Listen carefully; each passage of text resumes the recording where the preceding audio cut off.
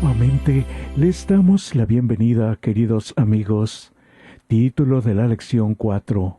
Jesús, nuestro hermano fiel. Nuestro texto inicial se encuentra en Hebreos capítulo 2, verso 14. Así que, por cuanto los hijos participaron de carne y sangre, él también participó de lo mismo, para destruir por medio de la muerte al que tenía el imperio de la muerte, esto es, al diablo. Número 1. Introducción. Notemos la comparación que se hace de Jesús en Hebreos capítulo 1 y capítulo 2. En Hebreos 1 habla de Jesús como el Hijo de Dios, el gobernante de los ángeles y el resplandor de la gloria de Dios, la fiel imagen de lo que Él es. En Hebreos 2 es el Hijo del Hombre, hecho inferior a los ángeles al adoptar la naturaleza humana con toda su fragilidad, aún hasta el punto de la muerte. En Hebreos 1, Dios dice acerca de Jesús: «Mi Hijo eres tú». En Hebreos 2, Jesús, al referirse a los hijos de los seres humanos, dice que son sus hermanos. En Hebreos 1, el Padre declara la soberanía divina del Hijo. En Hebreos 2, el Hijo manifiesta su fidelidad al Padre. En Hebreos 1, Jesús es el divino Señor, Creador, sustentador y soberano.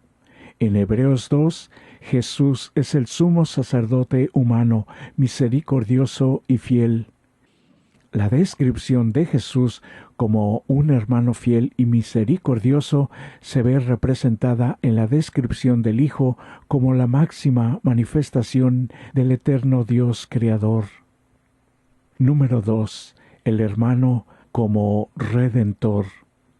En Levítico capítulo 25, la ley de Moisés estipulaba que cuando una persona era tan pobre que tenía que vender su propiedad o incluso a sí misma para sobrevivir, recibiría esa propiedad o su libertad cada 50 años en el año del jubileo.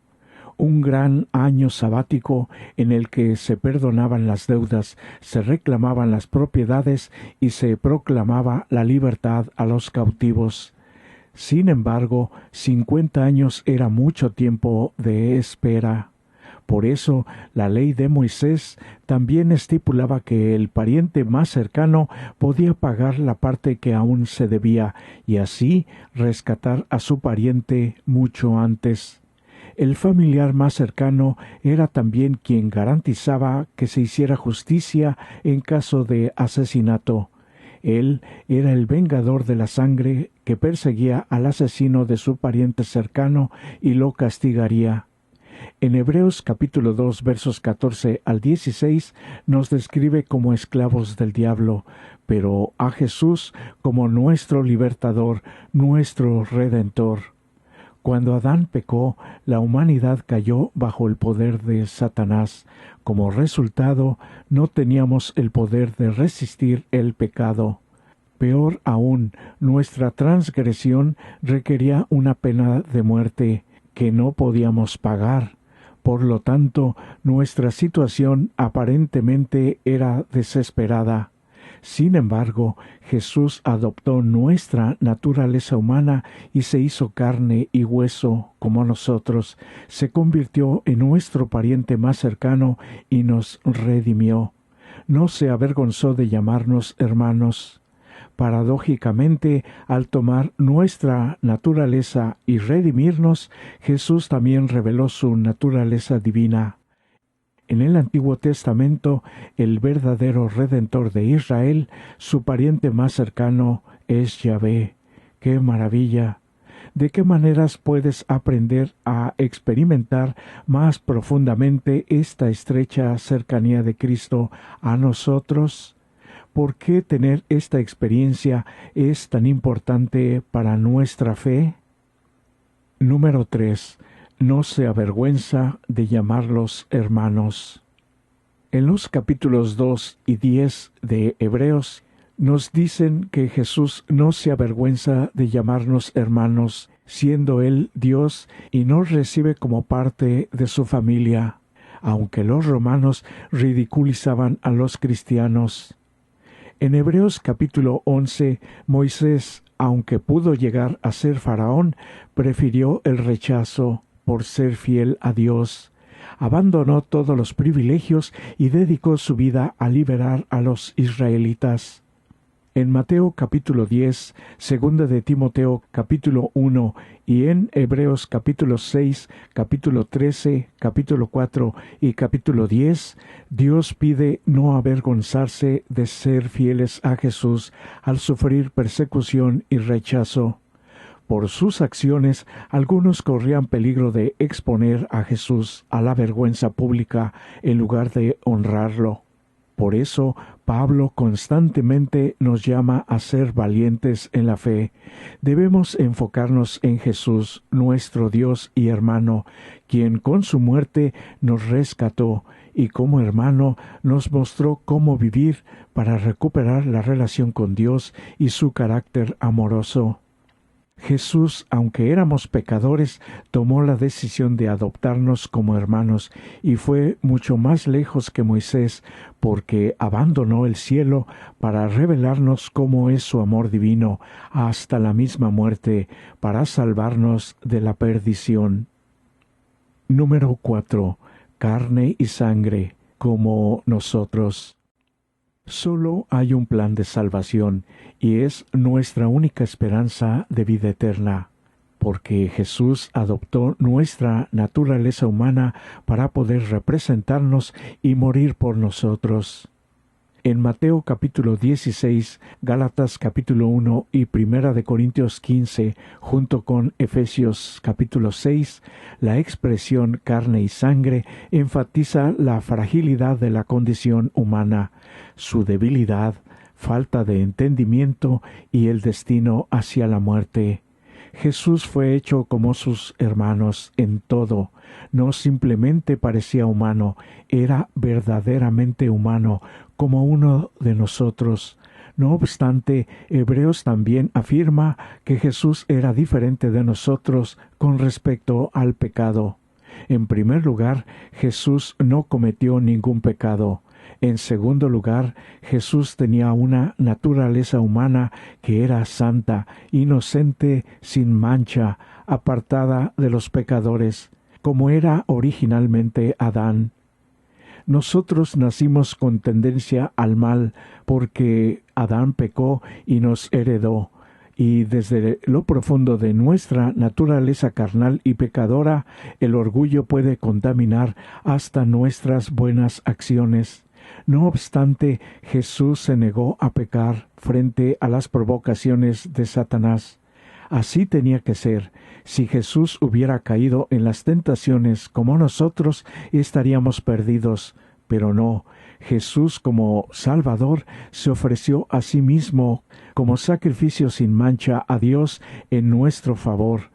Así destruyó el poder del diablo, muriendo por nuestros pecados, y ahora podemos ser perdonados y reconciliados con Dios. Al morir en la cruz, rompió el poder del pecado y ahora ofrece su poder para vivir una vida nueva cuando hacemos un pacto con Él de por vida. Jesús nos llama a vivir y servir a Dios.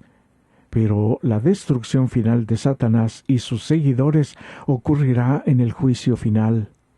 Pero si la victoria puede ser también para los cristianos a través de Jesús, ¿por qué muchos todavía caemos en pecado? ¿Qué estamos haciendo mal? Y más aún, ¿cómo podemos empezar a vivir a la altura del elevado llamamiento que tenemos en Cristo? No puedes vencer al pecado tú solo, pero si eliges entregar tu voluntad a Jesús, Él te dará de su poder para vencer como Él venció. Elige seguir a Jesús para que vivas tú y tu descendencia. Número 5. Perfeccionado a través de sufrimientos. Hebreos capítulo 2 dice que Jesús pasó por un proceso de sufrimiento que lo equipó para ser nuestro Salvador. Número 1. Jesús fue perfeccionado mediante los sufrimientos para convertirse en el líder de nuestra salvación al morir en la cruz como sacrificio para que el Padre pudiera tener los medios legales para salvarnos. Jesús fue la única y perfecta ofrenda sacrificial. Siendo Dios, Jesús podía juzgarnos. Pero ahora, gracias a su sacrificio, Jesús también puede abogar por nosotros y salvarnos. Número 2. Jesús aprendió la obediencia a través de los sufrimientos.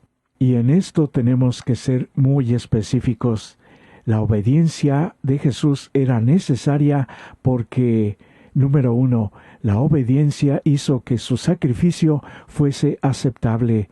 Número 2, sus sufrimientos le permitieron llegar a ser nuestro ejemplo. Jesús aprendió la obediencia porque nunca había experimentado esto antes. Como Dios, ¿a quién tendría que obedecer? Como Hijo eterno y uno con Dios el Padre, el universo le obedecía como gobernante. Por lo tanto, Jesús no pasó de la desobediencia a la obediencia, sino de la soberanía y el dominio a la sumisión y a la obediencia. El exaltado Hijo de Dios se convirtió así en el obediente Hijo del hombre. Número 3. Los sufrimientos revelaron que Jesús era un sumo sacerdote misericordioso y fiel. Los sufrimientos no hicieron que Jesús fuese más misericordioso, sino que su misericordia hizo que Él se ofreciera para morir en la cruz para salvarnos. Número 6. El hermano como modelo.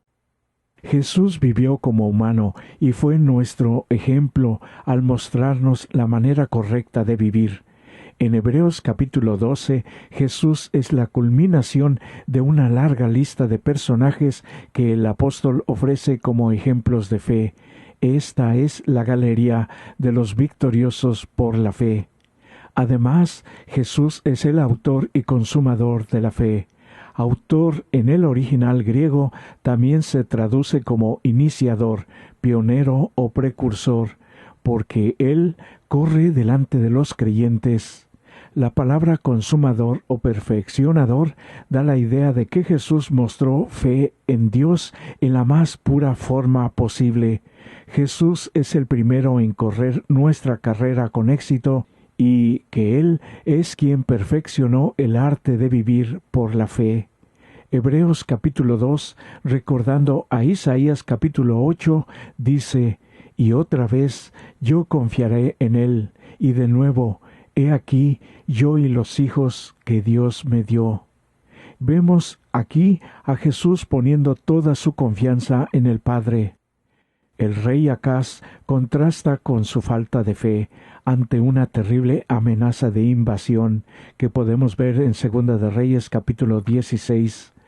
Dios pidió a Acaz a que confiara en él, porque como hijo de David, su descendiente, lo protegería como a su propio hijo. Sin embargo, Acaz, en cambio, envió mensajeros al rey de Asiria diciendo: «Yo soy tu siervo y tu hijo». ¡Qué increíble incredulidad! Acaz puso su fe en un ser creado, en un humano, antes que en el Creador. Pero Jesús puso toda su confianza en Dios y en su promesa de vencer a sus enemigos. Dios promete lo mismo a nosotros y debemos creerle tal como lo hizo Jesús. Aprende a tener confianza en Dios, tomando decisiones diarias que reflejen nuestra fe. Asegúrate de que la próxima decisión importante revele tu confianza en Dios, una garantía de bendición para ti. Jesús es la única oportunidad de salvación y nuestro máximo y único ejemplo.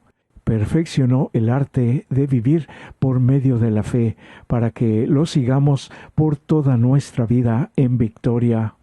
Jesús corre delante de nosotros y muestra la manera más pura de la fe en Dios en todas las decisiones de cada día, y además nos da de su poder para obedecer, y garantiza así nuestra salvación. Número 7. Conclusión. Hebreos capítulo 2, verso 13 contiene las palabras de Jesús a su Padre, hablando de sus hermanos: y yo, he aquí, yo y los hijos que Dios me dio. Jesús es el guardián de sus hermanos. El sistema de tutela impuberum determinaba que, a la muerte del padre, un tutor, a menudo un hermano mayor, se hacía responsable, como si fuese un padre, de los hermanos menores y su herencia, hasta que fuesen mayores de edad. Esto implica por qué Hebreos alude a nosotros, los hermanos de Jesús, y también como sus hijos. Como nuestro hermano mayor, Jesús es nuestro tutor, nuestro guardián y protector. Cristo vino a la tierra tomando la humanidad y presentándose como representante del hombre para mostrar que, en el conflicto con Satanás, el hombre, tal como Dios lo creó, pero unido con el Padre y el Hijo, podía obedecer todos los requerimientos divinos. Ya no hay excusa. En su vida y sus lecciones, Cristo dio un ejemplo del perfecto ministerio abnegado que tiene su origen en Dios, quien no vive para sí. Al crear el mundo y sostener todas las cosas, está sirviendo constantemente a otros. Él hace salir el sol sobre malos y buenos, y hace llover sobre justos e injustos. Este ideal del ministerio fue confiado por Dios a su Hijo. Jesús fue dado para que estuviese a la cabeza de la humanidad, con el fin de que, por su ejemplo, pudiese enseñar lo que significa servir. Toda su vida fue regida por una ley de servicio. Sirvió a todos, ministró a todos. Muchos saben que no serán salvos solo por decir: creo en Dios, y vivir a su antojo. Los sinceros se preguntan dónde hay un camino práctico para aprender a vivir como Dios quiere. La respuesta se encuentra en Jesús. Él es el camino, la verdad y la vida, y se encuentra además por toda esta lección y por toda la Biblia, para que Jesús se nos revele aún más. Cada día siga la vida de Jesús a través de la Biblia e imítelo. Y para los que necesitan las preguntas finales, se están presentando ahora. Puede detener el video para tener tiempo suficiente para leer. Por eso hoy, querido amigo y amiga, tenemos nuestro máximo ejemplo en Jesús, el camino de la obediencia y el camino de una vida perfecta, ayudado por el poder que Dios nos da al hacer nuestro pacto de fidelidad por toda la vida con Él. Este es para ti mi mejor deseo. Que Dios nos bendiga.